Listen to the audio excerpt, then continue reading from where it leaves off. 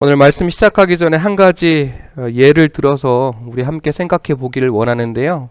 목사님 네 분이 함께 모여서 이런저런 얘기를 커피를 마시면서 하고 계신다고 생각해 봅시다.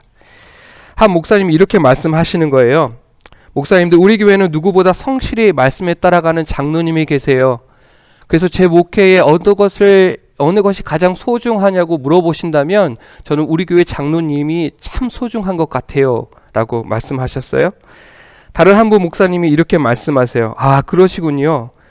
목사님, 우리 교회는요, 우리 교회 성도들이 하나님께 드리는 물질에 대해서 전혀 시험이 없습니다. 교회와 구제하는 일에, 또 하나님의 사역을 하는 일에 대해서 헌금 드리는 것에 얼마나 열심인지 몰라요.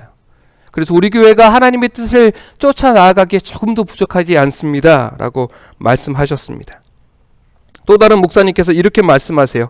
아, 그러시군요. 네, 목사님들, 저에게는 하나님 앞에 누구보다 헌신적인 제 가족들이 있어서 전 참 감사합니다. 제 영원한 동반자로 붙이신 제 아내는 제 사역에 늘 함께하고 있고, 저에게 허락하신 자녀들은 하나의 사고 없이 교회에서 각자 자기에게 맡겨진 일들을 아름답게 감당하고 있습니다 라고 말씀하셨어요. 그리고 다른 한 목사님이 이렇게 말씀하세요. 목사님들, 저에게는 교회를 함께 이끌어갈 장로님이 계시지 않고요, 물질에 시험 든 성도들이 참 많이 있습니다.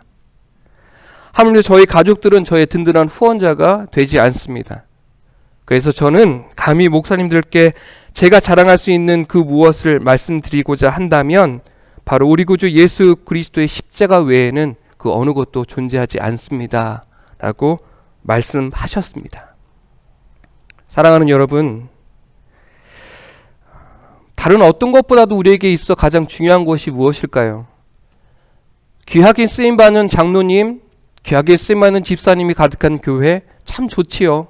물질에 시험이 없고 그 물질의 쓰임이 하나님의 영광을 위해 쓰여지기를 원하고 바라는 성도들이 가득한 교회, 아마 모든 목회자가 꿈꾸는 교회가 아닐까 생각해 보게 됩니다.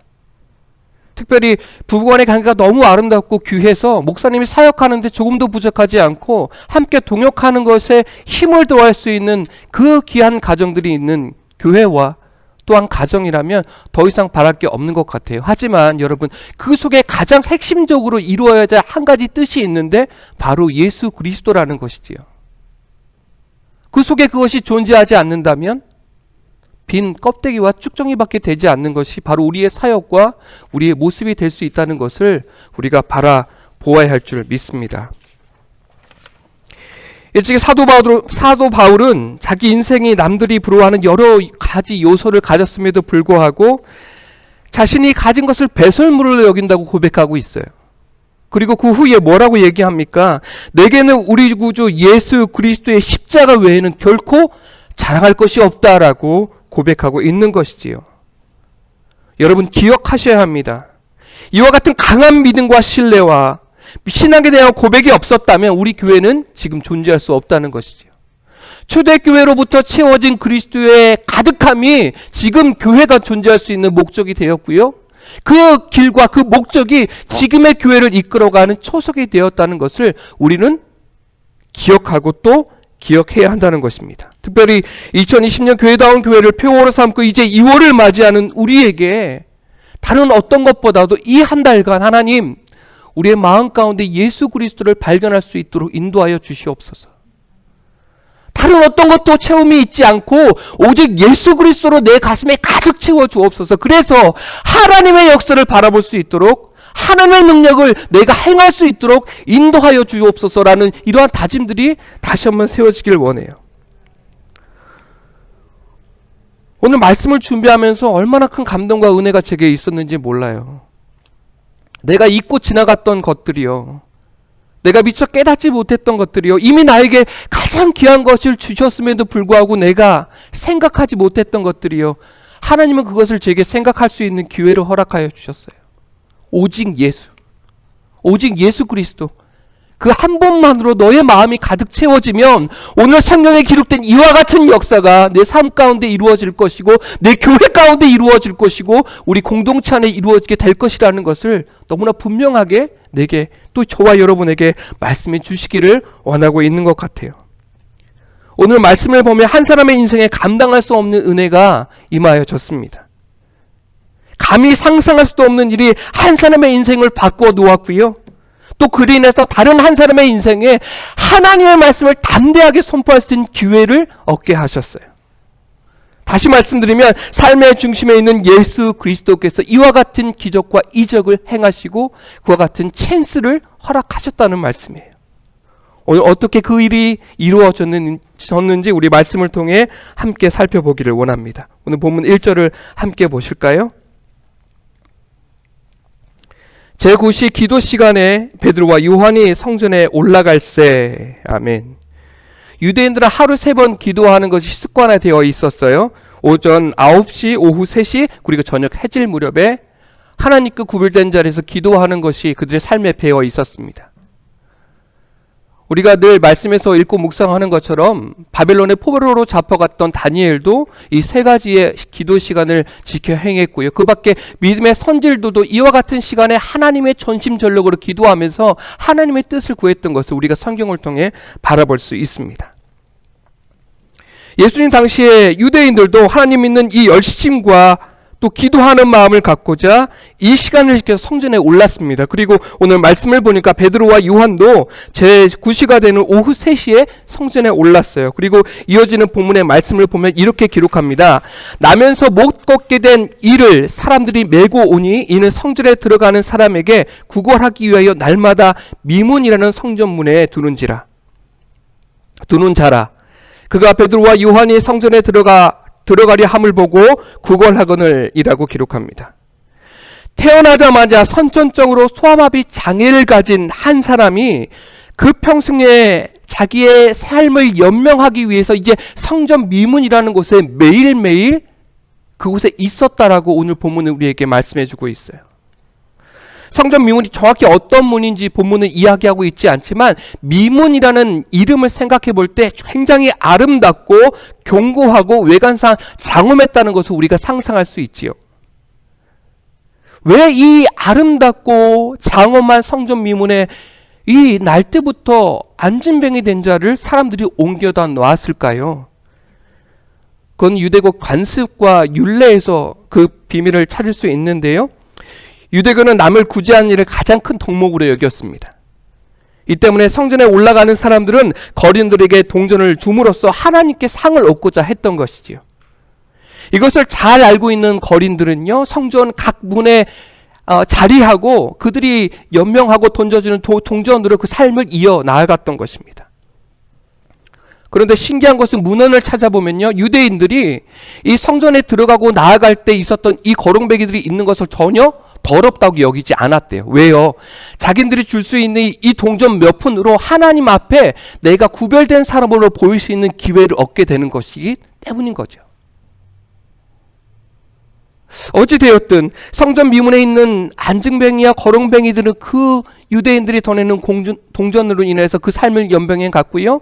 유대인들이 성전에 들어가면서 건네는 그 동전으로 인해서 자신이 하나님 앞에 성결되고 구별되고 하나님의 율례를 잘 따르는 모범적인 사람으로 비춰졌을 것입니다. 그런데 여러분 알고 계세요? 우리가 달인이라는 얘기를 하잖아요. 무엇인가 오래 하게 되면 눈치가 100단, 120단, 150단이 돼요.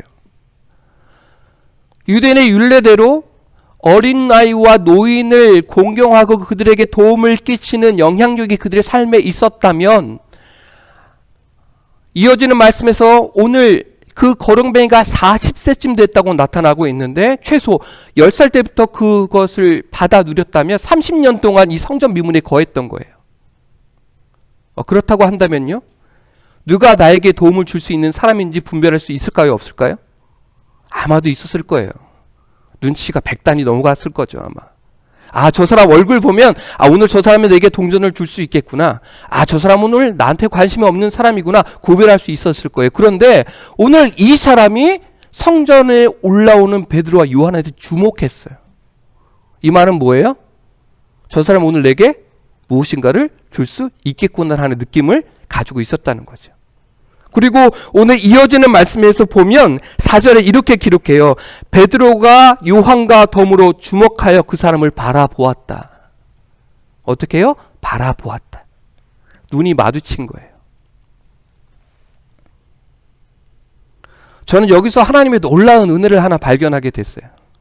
서로 바라보게 되는 이 은혜, 하고 많은 사람들 중에 수많은 인파가 예배 시간을 맞춰서 들어가는 이 와중에 한 사람을 들어 목격했던 그 시선, 그리고 그 많은 사람들, 그 많은 거렁뱅이 중에서 유독 그 사람과 눈을 맞췄던 베드로와 요한의 시선들, 하나님의 비밀이 오늘 여기 녹아져 있더라고요.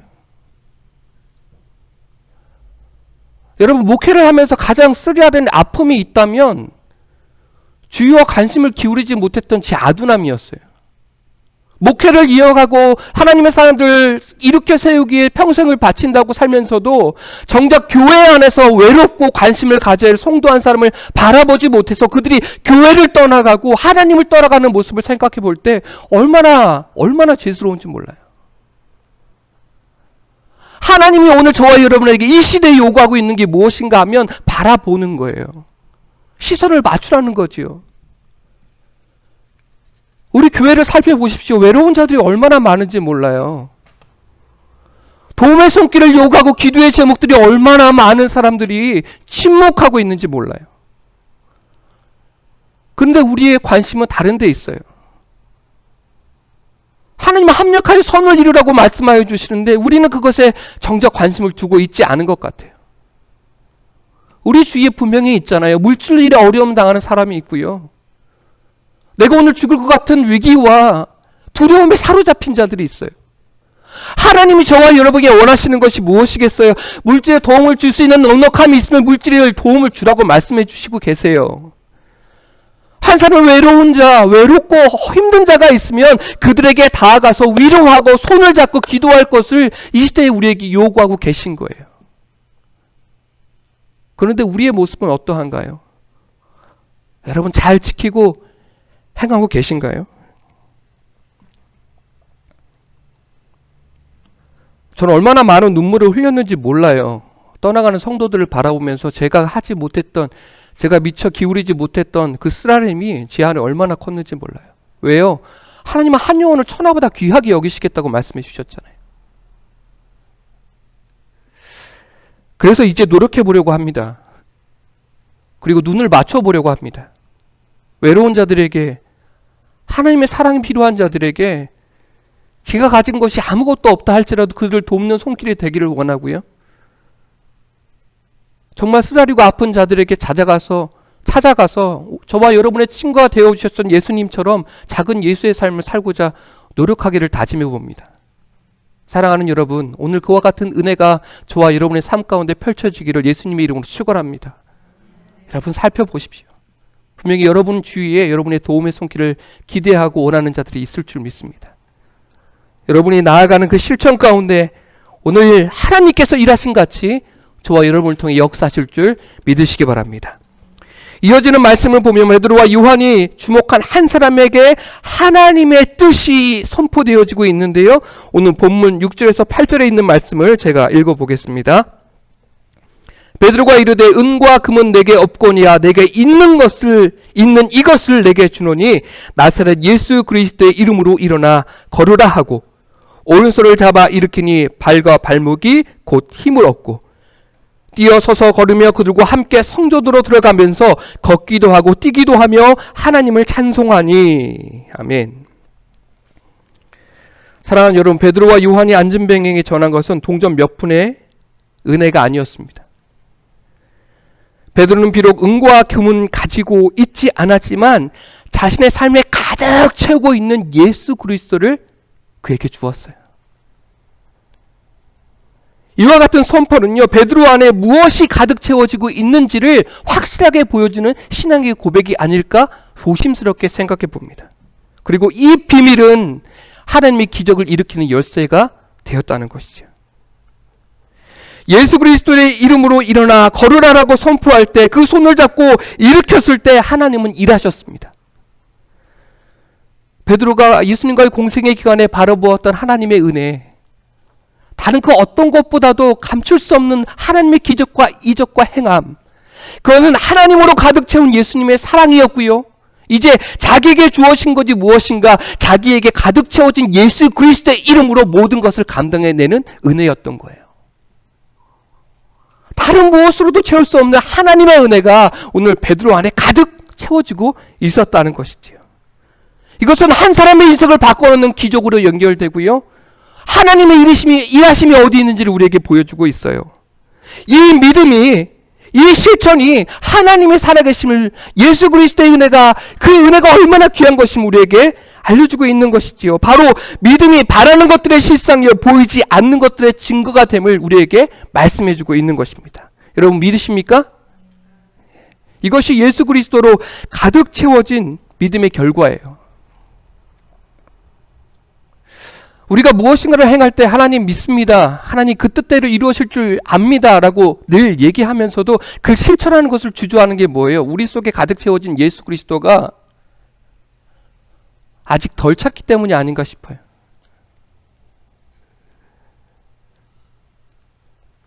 예수 그리스도로 가득 채워져야 합니다. 그래야 예수 그리스도를 전할 수 있습니다. 예수 그리스도로 가득 채워져야 합니다. 그래야 하나님의 능력을 발할 수 있습니다. 찬송가 91장에서 우리가 늘 부르잖아요. 슬픈 마음 있는 사람 예수 이름 믿으면 영원토록 변함없는 기쁜 마음 얻으리. 예수의 이름은 세상의 소망이요 예수의 이름은 천국의 기쁨일세. 여러분 믿으세요? 이거예요. 하나님이 저와 여러분에게 원하시는 거. 오늘 예수의 이름으로 평생 걷는 것을 상상할 수 없었던 한 사람이 어떻게 됐어요? 걸었어요. 어떻게 됐어요? 뛰었어요. 그리고 어떻게 됐습니까? 베드로와 요한과 함께 성전에 들어가서 하나님을 찬양했어요. 여러분 이 의미가요 아무런 의미가 없는 것이 아니에요. 그저 놀라운 은혜로 하나님 찬양한 게 아니에요. 유대교의 율법의 관례를 보면요, 안전뱅이 또는 이 질병 받고 하여튼 질병에 찌들어 있는 사람들은요 성전에서 예배할 수 없었어요. 다시 말하면 예배와 분리된 사람들인 거예요. 그래서 그들이 할 수 있는 것은 성전 미문에 앉아서 그냥 믿는 사람들이 기도하는 것을 바라보고 예배하는 것을 바라보고 그 소리에 귀를 기울이는 것이 전부였어요. 그런 자가 이제 일어났어요. 그리고 기회를 얻었어요. 어떤 기회요? 하나님을 예배하고 찬양할 수 있는 기회예요. 누구의 모습과 겹쳐지세요? 저와 여러분의 모습이잖아요. 아무것도 예배하고 아무것도 할 수 없는 자를 구별하여 예수 그리스도로 불러주시고 하나님을 예배할 수 있는 기회와 능력을 허락하신 하나님. 그 안에 우리가 할 수 있는 게 뭐예요? 기뻐 뛰며 주님을 찬양하는 거예요. 기뻐 뛰며 주님의 영광을 선포하는 거예요. 하나님은 그 영광을 받으시기에 합당하신 분임을 우리가 알고 깨닫고 나아가기를 원하고 계신 거예요. 어떻게 이런 은혜 받은 자가 하나님을 찬양하지 않을 수 있겠어요? 예배할 수 없는 환경에 있던 자의, 예배할 수 없는 소망이 끊어진 자의, 그렇게 끊어진 소망으로 하루하루를 살아가던 자에게 예수 이름으로 온전함을 받고 하나님을 찬양할 수 있는 영광을 바라볼 수 있는 그 믿음과 그 능력을 허락하심이 오늘 저와 여러분을 향하고 또 믿지 않는 모든 자들을 향하고 있다는 것을 우리가 바라보아야 할 줄 믿습니다.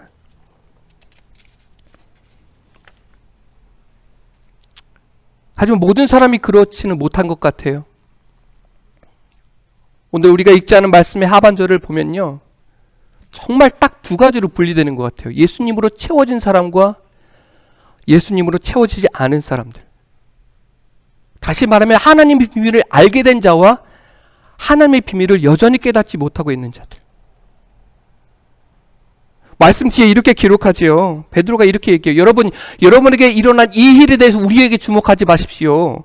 이 일을 행하신 이가 예수님이시고 하나님이십니다 라는 걸 얘기해요. 다시 말하면 그 말을 듣는 사람들은 이 병을 고친 이가 베드로와 요한이라는 것을 주목했고요. 그들에게 어떤 은혜가 있는지 그것을 받고자 노력했다는 거예요. 하지만 하나님을 가득 채운 지식이 있는 사람이 바라보는 것은 그 안을 가득 채우고 있는 예수 그리스도임을 우리에게 알려주고 있는 것이지요. 끊어졌던 소망을 품게 하는 자, 그리고 이를 통해서 베드로가 설교로 이어지게 됐을 때 하나님 앞에 돌아오는 자가 5,000명이 되어지는 하나님의 역사를 일궈내신 거예요. 베드로가 했던 설교의 요지가 무엇입니까? 다른 오해 속에서 예수 그리스도를 십자가에 죽게 한 그들의 잘못을 질타했어요. 빌라도가 그의 재판에서 예수를 놓아주라고 하였음에도 불구하고 오히려 살인자 바라바를 놓아달라고 외치고 십자가에 박아 죽이라고 외쳤던 그들의 그 어리석음과 그 오만함과 그 오해를 베드로는 설교했던 거예요. 하나님을 그 입을 통해서 진정 너희들의 채워줘야 할 것이 무엇인지를 말씀해 주신 거예요. 그래서 베드로와 16절에 이렇게 말씀하잖아요. 그 이름을 믿음으로 그 이름이 너희가 보고 아는 이 사람을 성하게 하였으니 예수로 말미암아 난 이 믿음이 너희 모든 사람 앞에서 이같이 완전하게 낫기를 하였느니라. 무슨 말이에요? 예수 그리스도께서 하셨다라고 말씀해 주고 계신 거예요. 여러분, 세상은 아직도 이 당시의 상황과 조금도 변함이 없습니다. 제자들과 그를 비롯한 많은 하나님의 사람들이 예수 그리스도를 믿으십시오, 회개하십시오, 천국이 가까웠습니다, 지금껏 전하여지고 있지만 그것을 아는 사람과 알지 못하는 사람은 여전히 존재하는 것 같아요. 그렇기 때문에 저와 여러분의 쓰임이 하나님의 능력에 있고 그 쓰임을 우리의 능력으로 행해야 할 것을 말씀해 주고 계십니다. 이런 세상에서 살고 있기 때문에 우리는 우리 속의 진리를 더욱 확고히 해야 하고요. 내가 믿고 의지하는 내 안에 살아계신 이가 예수 그리스도이심을 담대하게 선포해야 하는 것이죠. 여러분 알고 계시잖아요. 우리 안에 예수를 믿지 못할 이유보다 믿어야 할 이유가 더 많다는 걸 알고 계시잖아요. 여러분의 삶을 반추해 보시면 알고 계시잖아요. 내 평생에 나아가는 모든 것들이 하나님의 은혜임을 우리가 고백할 수 있잖아요. 다른 어떤 것보다도 내가 예수 그리스도를 구주로 삼고 살아갔기 때문에 이와 같은 은혜를 받아 누렸다고 얘기할 수 있으시잖아요. 성령께서 분명 우리 안에 가득 채운 이가 하나님이심을 또 예수 그리스도이심을 분명히 알게 하실 거예요. 안진뱅이와 같은 소망이 사라져가고 예배의 기쁨이 또 믿음이 흔들리고 있다면, 불신과 자신의 고집으로 똘똘 뭉쳐진 옛삶의 모습으로 우리가 살아가고 있다면, 지금 날 보호해 주신 하나님의 은혜를 떠올릴 때 그것을 회복하게 하여 주시고 하나님 믿는 자녀의 삶을 살아갈 수 있는 힘을 공급해 주실 줄 믿습니다. 종교와 신앙의 차이, 다른 그 어떤 것도 아닙니다. 우리 속에 예수 그리스도가 있느냐 없느냐의 차이예요. 우리는 종교인이 아닙니다. 우리는 신앙인입니다. 예수 그리스도를 가슴에 품고 살아가는 믿음의 사람들입니다. 그렇다고 한다면 이 시대의 진정한 예배자를 찾는 하나님 앞에 신령과 진정으로 예배하고 기쁨의 찬양을 올려드리는 삶이 저와 여러분의 삶 가운데 있어야 할 줄 믿습니다. 오직 예수 그리스도의 이름으로 예배에 나오십시오. 오직 예수 그리스도의 이름으로 하나님의 은혜를 쟁취하십시오. 오직 예수 그리스도의 이름으로 우리의 속사람을 채우십시오. 그런 실천적인 신앙이 이루어진다면 오늘 본문 10절에 일어난 사람들의 관심과 사람들의 놀람은 우리의 교회를 향하게 될 것이고, 하나님 믿는 믿음 안에서 더 많은 민족이 하나님을 믿고 의지하는 백성들이 될 수 있도록 인도하여 주실 줄 믿습니다. 오직 예수, 그분 한 분만으로 만족한 여러분 되시기를 예수님의 이름으로 축원합니다.